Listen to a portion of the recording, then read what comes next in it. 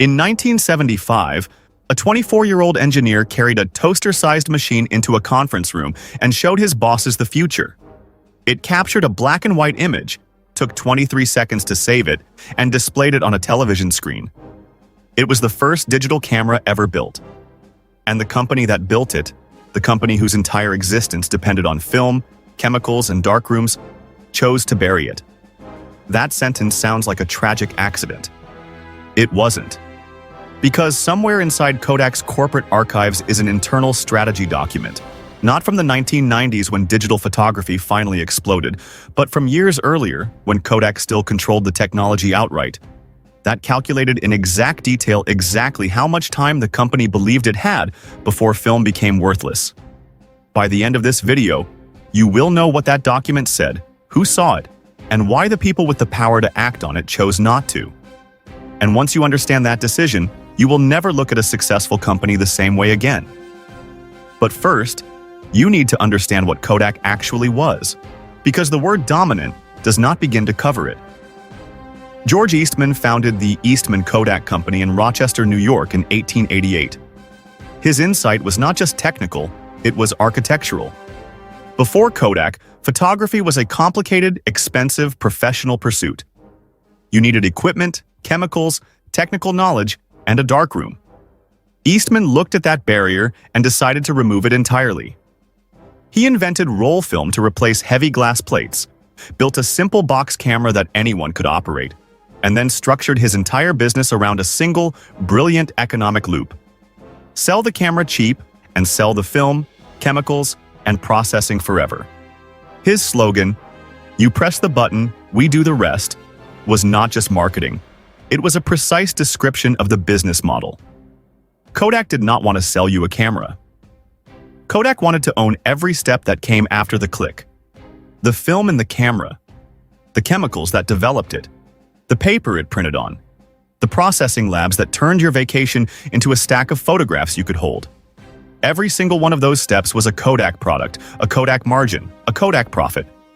It was one of the most elegant revenue machines in the history of American business, and it ran almost without interruption for nearly a century. By the 1970s, Kodak controlled roughly 90% of film sales and 85% of camera sales in the United States. 90%. That is not a market share. That is a monopoly so complete it barely registers as competition.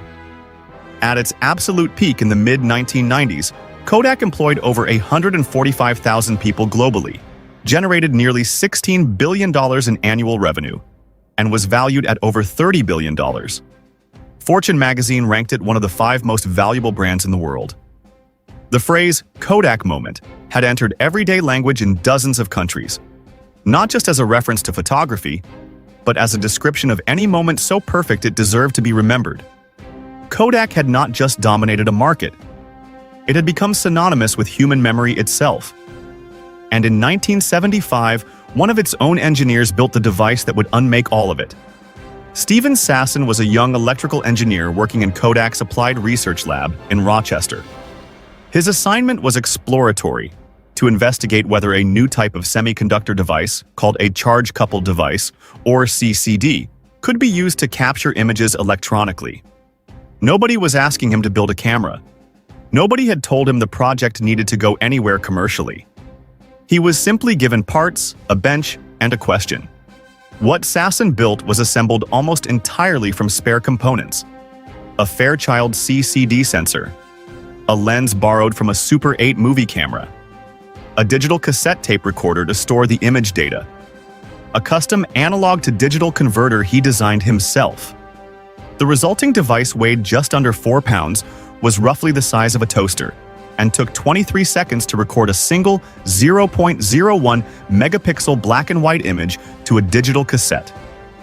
To view the image, you had to connect the device to a television set and wait for it to play back. It was, by any modern standard, laughably primitive.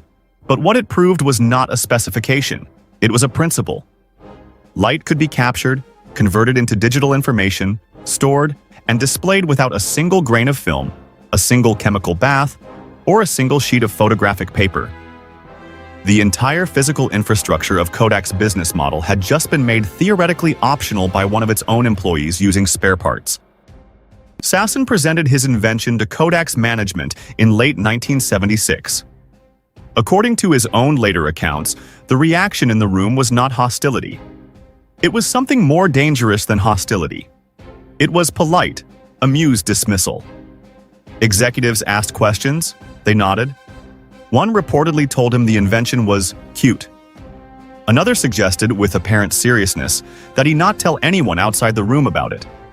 Here is what that reaction actually meant in concrete terms. The people controlling Kodak's research budget had just been shown a working prototype of the technology that would eventually run every camera, every smartphone, and every social media platform on Earth. And their primary concern was that it might become public knowledge.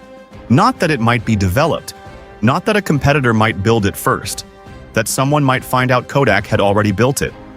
That is not a failure to understand the future. That is a decision to contain it. This is where most retellings of the Kodak story go wrong. The popular version says Kodak's executives simply failed to see digital photography coming. They saw it perfectly. With more clarity, more internal data, and more lead time than any competitor on the planet. Kodak did not stumble into irrelevance. It built the exit ramp to irrelevance with its own engineers, and then made a deliberate choice, year after year, not to take it. Before I continue, if you want to understand how a company can have a 20-year head start on the future and still lose everything, subscribe to Behind the Tech right now. We break down exactly how dominant companies talk themselves out of their own breakthroughs every single week. Without further delay, let's get back to the video. Throughout the late 1970s and 1980s, Kodak did not ignore digital technology entirely. Internally, Sasson and other researchers continued refining the technology, improving sensor resolution, developing compression algorithms, and experimenting with early digital storage formats. Kodak filed patents. It built prototypes. It assembled teams. On paper, the company appeared to be actively investing in digital imaging. What it was actually doing was something far more specific and far more damaging. It was managing digital photography as a threat to be contained rather than an opportunity to be built. The constraint governing every internal digital project at Kodak during this period was never stated publicly, but was understood by everyone inside the research labs. Nothing could meaningfully threaten film. Not in the near term. Not even in the medium term. Film and print processing were where the money was, where the margins lived, where the entire business model had been optimized over a century of refinement. A digital product that helped customers take better film photographs was acceptable. A digital product that replaced film entirely was not something Kodak's leadership was structurally capable of prioritizing, because the people making resource allocation decisions were the same people whose performance bonuses depended on film revenue hitting its quarterly targets. This is precisely the dynamic that Harvard Business School professor Clayton Christensen documented in his landmark 1997 work, The Innovator's Dilemma. Christensen's research showed that successful companies almost never fail because they stop innovating. They fail because they keep innovating, but only in directions that protect and extend their existing profit model. The very management processes that made them dominant, listening carefully to current customers, defending high-margin products, optimizing for near-term returns, become the exact mechanisms that blind them to disruptive technologies coming from below. What that meant for Kodak in practical terms is this. Every rational business decision made by every competent manager inside the company pointed in the same direction. Protect film, extend film, improve film.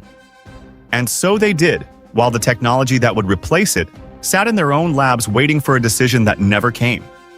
By the late 1980s, Kodak's researchers had built a fully realized digital single-lens reflex camera, years ahead of any commercial competitor. It was shelved.